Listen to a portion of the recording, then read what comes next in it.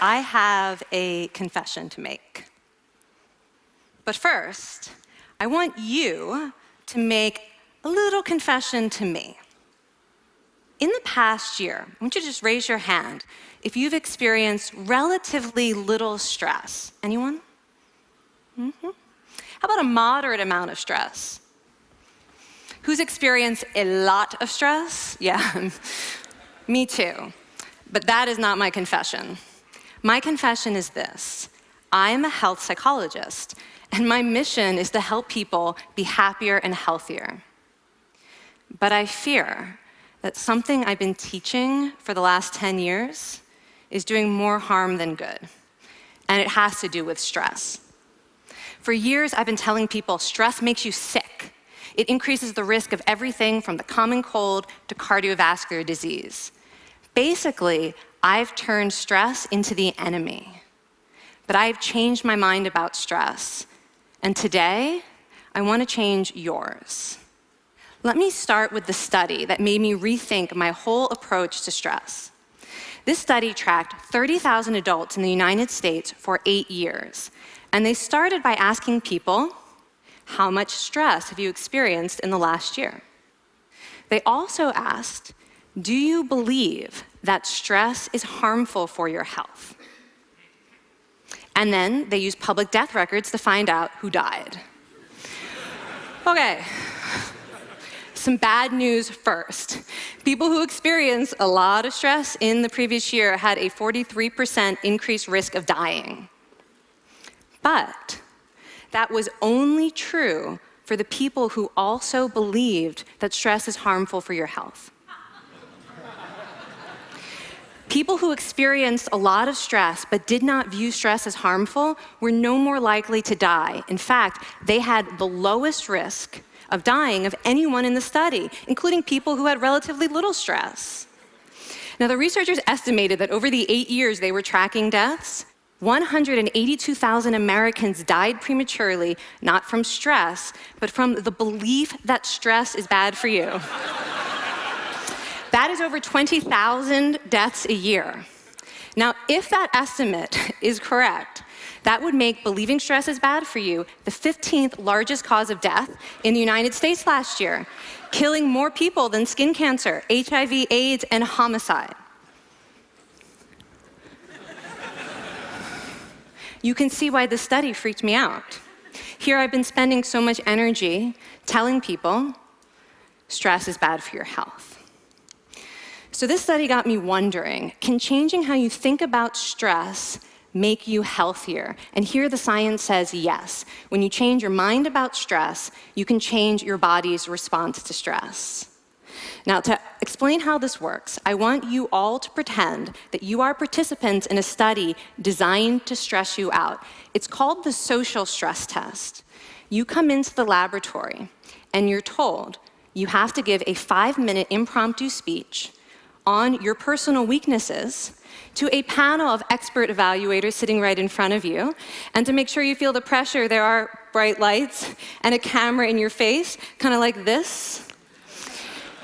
And the evaluators have been trained to give you discouraging nonverbal feedback, like this.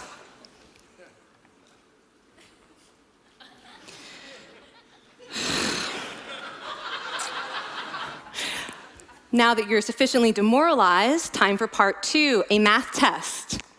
And unbeknownst to you, the experimenter has been trained to harass you during it.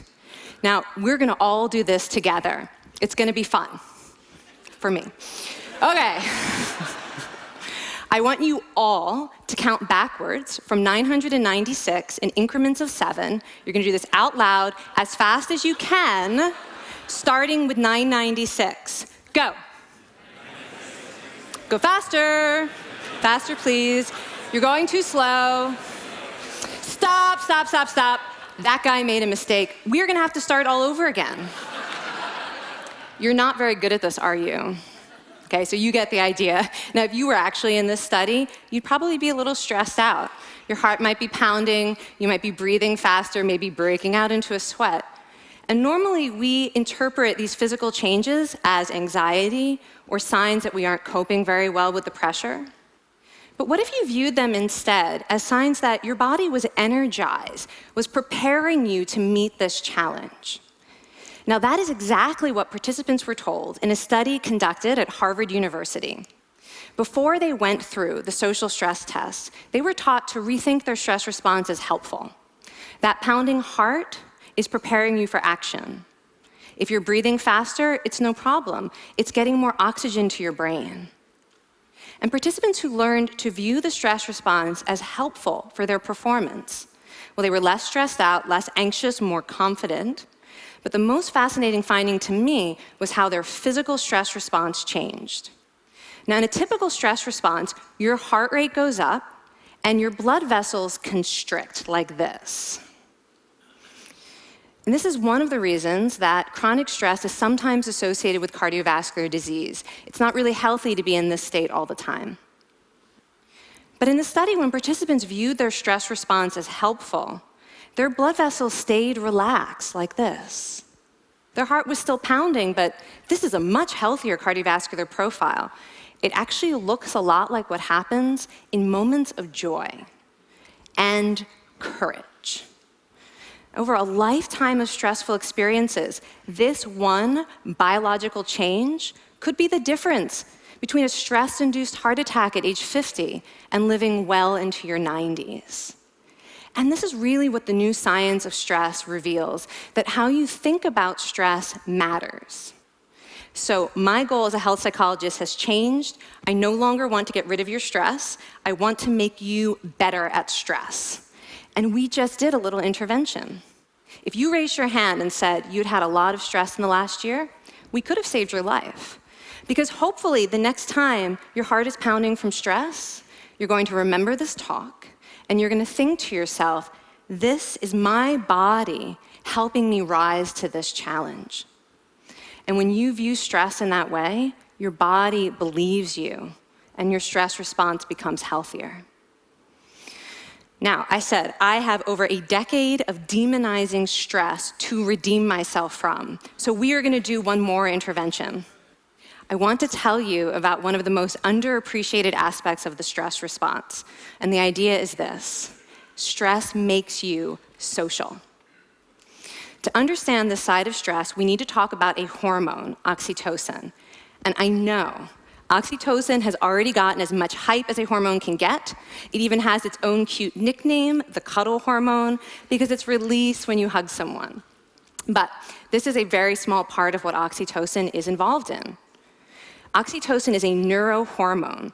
It fine-tunes your brain's social instincts. It primes you to do things that strengthen close relationships. Oxytocin makes you crave physical contact with your friends and family. It enhances your empathy. It even makes you more willing to help and support the people you care about. Some people have even suggested we should snort oxytocin, right, to become more compassionate and caring. But here's what most people don't understand about oxytocin. It's a stress hormone. Your pituitary gland pumps this stuff out as part of the stress response. It's as much a part of your stress response as the adrenaline that makes your heart pound. And when oxytocin is released in the stress response, it is motivating you to seek support.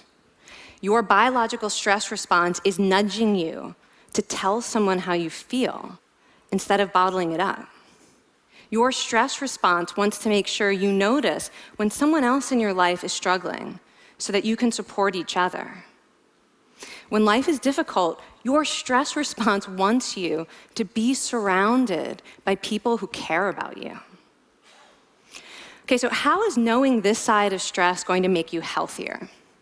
Well, oxytocin doesn't only act on your brain, it also acts on your body. And one of its main roles in your body is to protect your cardiovascular system from the effects of stress.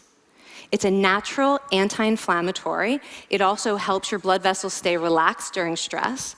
But my favorite effect on the body is actually on the heart. Your heart has receptors for this hormone. And oxytocin helps heart cells regenerate and heal from any stress-induced damage. This stress hormone strengthens your heart. And the cool thing is that all of these physical benefits of oxytocin are enhanced by social contact and social support. So when you reach out to others under stress, either to seek support or to help someone else, you release more of this hormone, your stress response becomes healthier, and you actually recover faster from stress. I find this amazing that your stress response has a built-in mechanism for stress resilience. And that mechanism is human connection. I want to finish by telling you about one more study. And listen up, because this study could also save a life.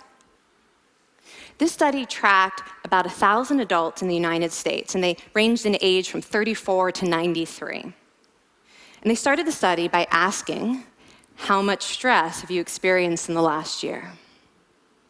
They also asked, how much time have you spent helping out friends, neighbors, people in your community?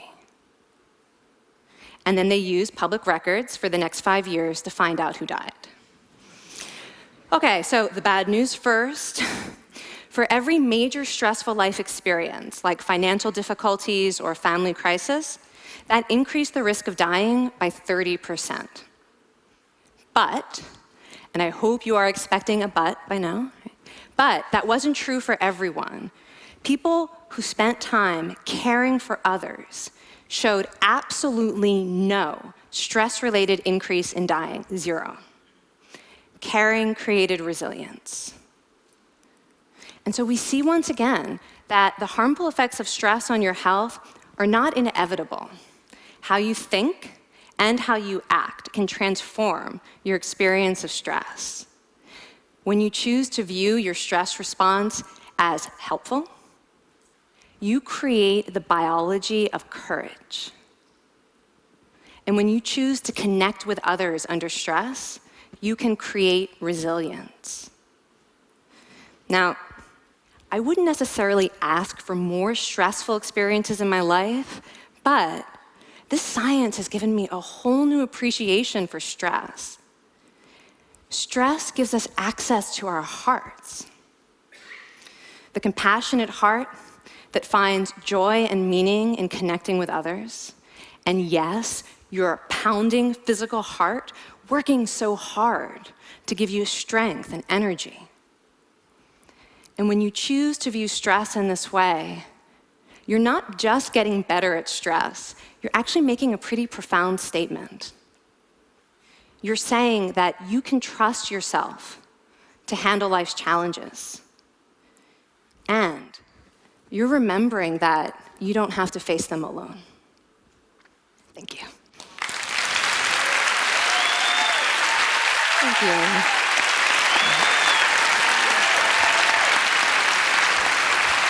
I mean, this is kind of amazing what you're telling us. It seems amazing to me that a belief about stress can make so much difference to someone's life expectancy. How would that extend to advice? Like if someone's making a lifestyle choice between, say, a stressful job and a non-stressful job, does it matter that which way they go, that it's equally wise to go for the stressful job so long as you believe that you can handle it in some sense? Yeah, and one thing we know for certain is that chasing meaning is better for your health than trying to avoid discomfort. And so I would say that's really the best way to make decisions, is go after what it is that creates meaning in your life, and then trust yourself to handle the stress that follows. Thank you so much, Kelly. Thank you. It's really cool.